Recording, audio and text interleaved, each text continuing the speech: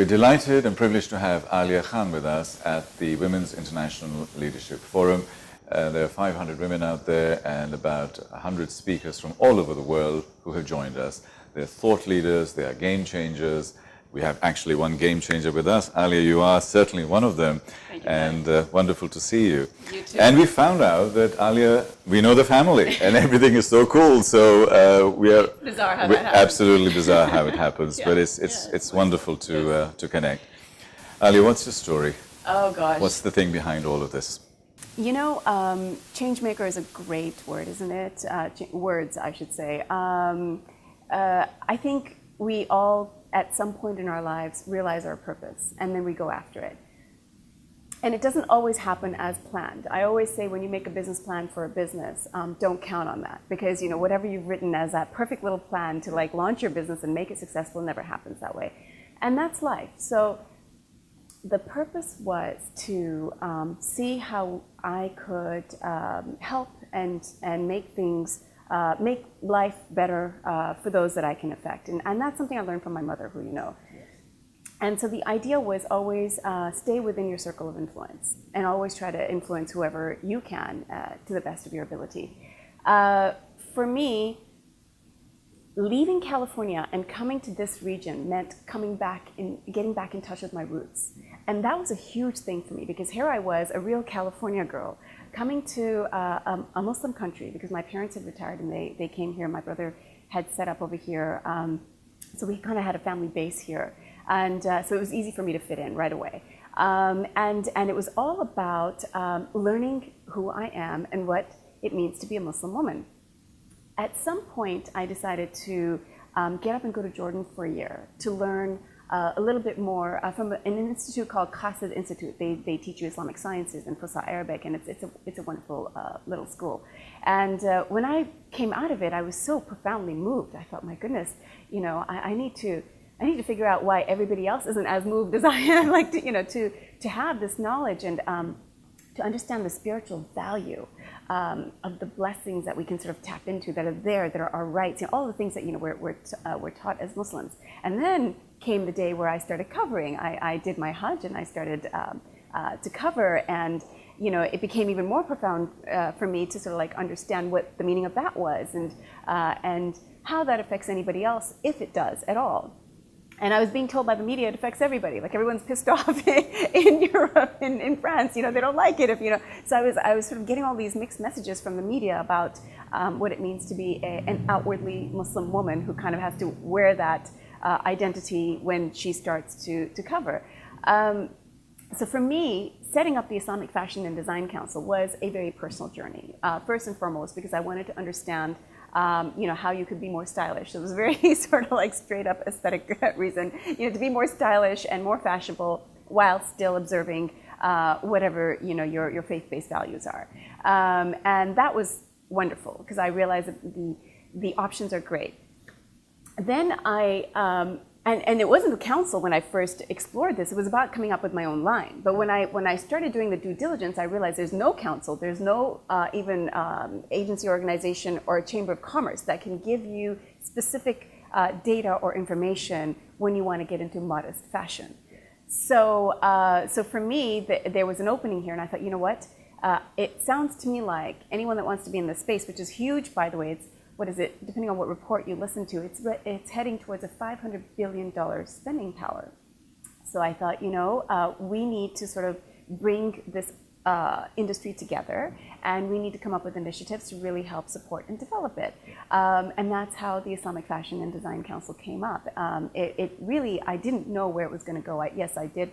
Under a lot of pressure from a friend of mine who's very savvy with business and Islamic economy, said you must have a business plan and you must have a plan of action on how you're going to do this, and I did. But at the end of the day, it was just like it was taking a life of its own. It was opening its own doors. Are you working with the Islamic Economy Initiative here? Yes.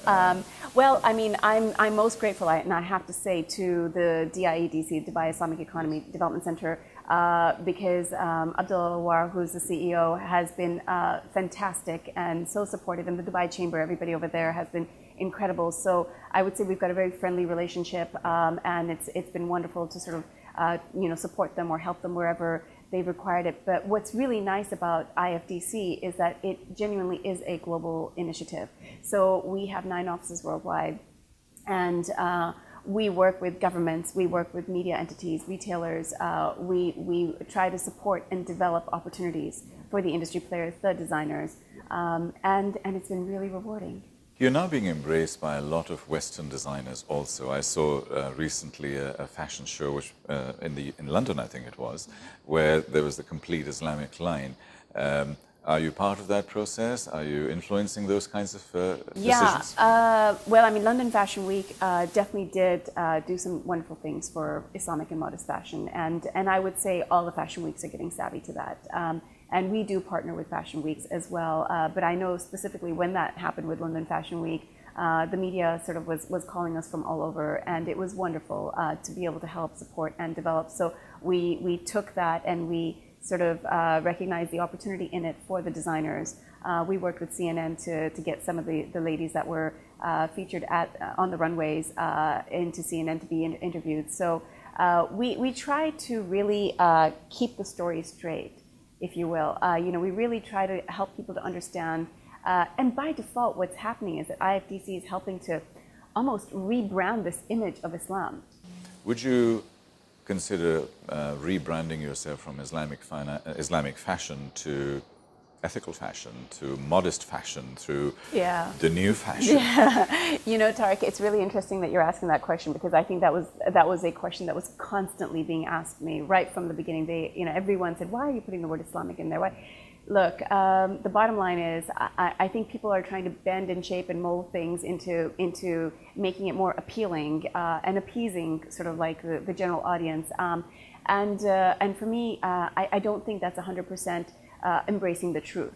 The truth is, why am I doing this? It is because it is Islamic dress. You won't see a Christian woman necessarily wearing a hijab the way we do, or covering the way we do necessarily. I mean, there might be some Catholics that do wear, a scarf on their head from time to time. But generally speaking, when you see this look, you know that it's because a woman has embraced her Islamic values. And so it is about Islamic fashion. You kind of have to call a spade once in a while and just sort of embrace it. And if we don't start taking these buzzwords back, like Islamic and Muslim and all that, then it's going to always belong to the picture that the media is trying to portray about these buzzwords.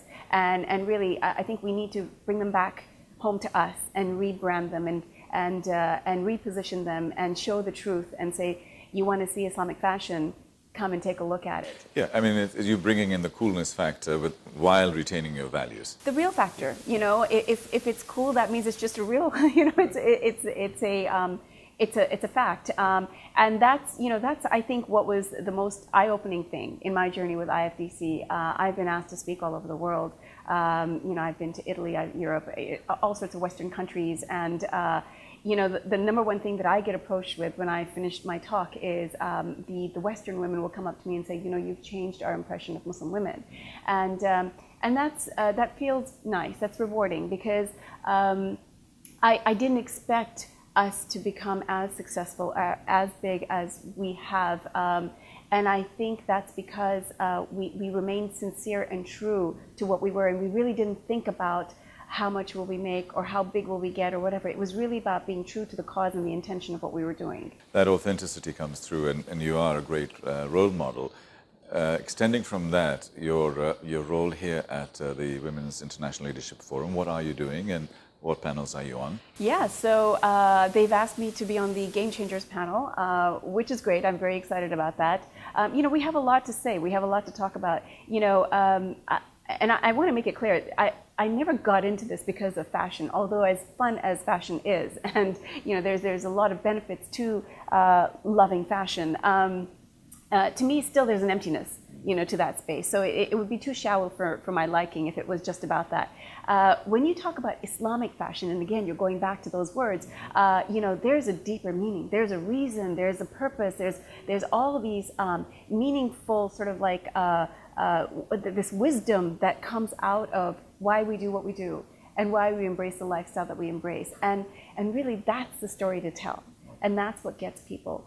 So when you talk about game changers, I can't think of a bigger, idea that has changed the fashion scene than Islamic and modest fashion. I mean, it's come up with a storm. How are you inspiring young girls who are, 13, 14, 15-year-old girls who are being completely dominated and absorbed by Western environments? How do you inspire them? Yeah. And what do you say to them? You know, Tariq, it's not our job to inspire them.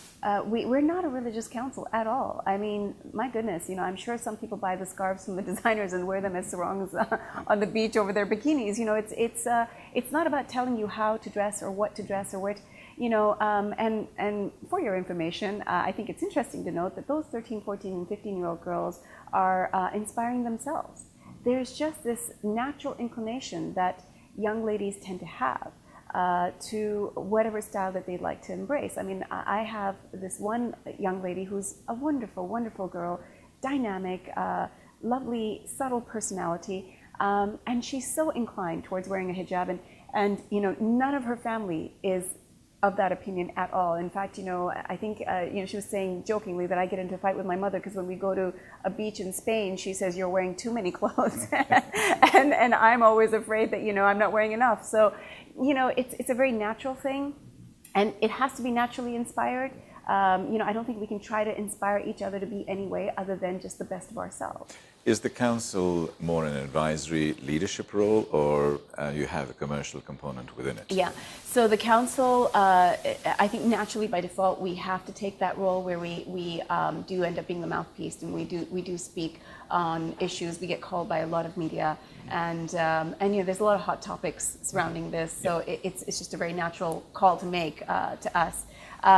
We do have a commercial arm where we are trying to increase the opportunities for the designers. We have gotten into consulting now, and that's a big area because you'll find, you've mentioned, even like the mainstream designers, the Western designers have come into the space, and sometimes they've been met with mixed reviews, and it's because they've failed to show that they understand this audience. And if you don't embrace your audience, then you're not pretty much going to win their loyalty. So, there are some issues that we are helping people to work through. So it's about advocacy and it's about changing people's sort of thinking and paradigms. Yeah, just helping them to develop their understanding. It's still an unclear area. Sure. Did you do much work in France in terms of all of the hijab issues and discussions that were going on there? Because we've seen it in the media quite a lot. Yeah. And frankly, I don't quite understand it. I mean, you just do whatever you want to do. Yes. Why would you be restricted? Well, look, I think France can take care of themselves. I think what France wants to do, I think it's unfair to say France in general. We can't generalize because there's a lot of French people that are beautiful and very kind and very, very sympathetic to how it must feel to be sort of under that kind of a spotlight. But yes, once in a while you get the minister making a comment, or you get somebody from the media or whatnot. I mean, we're involved to the point where we do get approached by media whenever there's like a hot topic, especially when it comes to the French.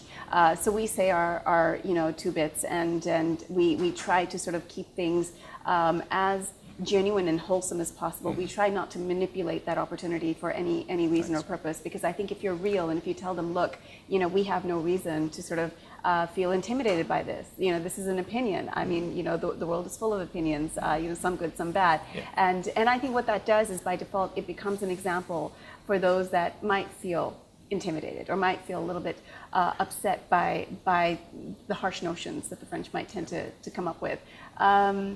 And that's what it's about. If you remain calm and someone wants to come and attack you, eventually I believe the calm energy wins, so I think that's how we have to live our lives. In your life, how do you make a difference? What makes you mad? Oh my goodness. Don't talk to my siblings and my parents to verify what I say, because I don't know what they would say. Look, I think it's really about being sincere. Someone told me a long time ago that sincerity is a power. And I really, for some reason, that really affected me. I really sort of sat and thought about that. I was like, sincerity is a power. It's so true. Sincerity is a power. No matter who it is, what religion, what background, what faith, what their name is, if you are sincere in everything you do for everybody, somehow that makes a bigger difference than anything else. So that would be my key. Wonderful, thank you. And my last question is, if we project you 20, 30 years from now, what story will we be telling about Alia? What have you achieved on your 80th birthday? If we came to celebrate your 80th birthday today, and we're saying, Alia, what a wonderful lady, what is the story we'll be sharing? What is the new story? What are the new stories that are being written? You know, to be honest with you, I don't know if anything will be written, because I really don't know if that should be the mission or if that's really my my vision. I do tend to come under that sort of type of a spotlight, I suppose, and I suppose, you know, what does get written, I'll be honest, you know, does affect me. You know, what people say hopefully is the right picture. So going forward, I hope it's always the right picture. But more importantly, I really hope, Tariq, you, me, and everyone makes a huge difference in calming down this chaos that's going on right now in the world. You know, there's a lot of stuff going on, and it's not necessary, and it feels a little bit, quite a bit manipulated. And so I think if we refuse to give in to the manipulation, and if we just stay very true and connected with each other, that would be the best thing people could say. And what is your final message to the ladies who are here at the WIL Forum and some of the issues that are being addressed at this forum? Any final thoughts and comments for them? Yeah, and I think they would say this too. Learn to take both sides. You know, try to put yourself in the shoes of both sides of the picture, and you know, ask yourself what the other side would say. And when you do that, you have a more balanced perspective, and you tend to be a better peacemaker. And I think that's what every woman here is trying to do in her own way, is to make the world a better place. Thank you very much indeed. All the best. Thank you. Very kind, very kind.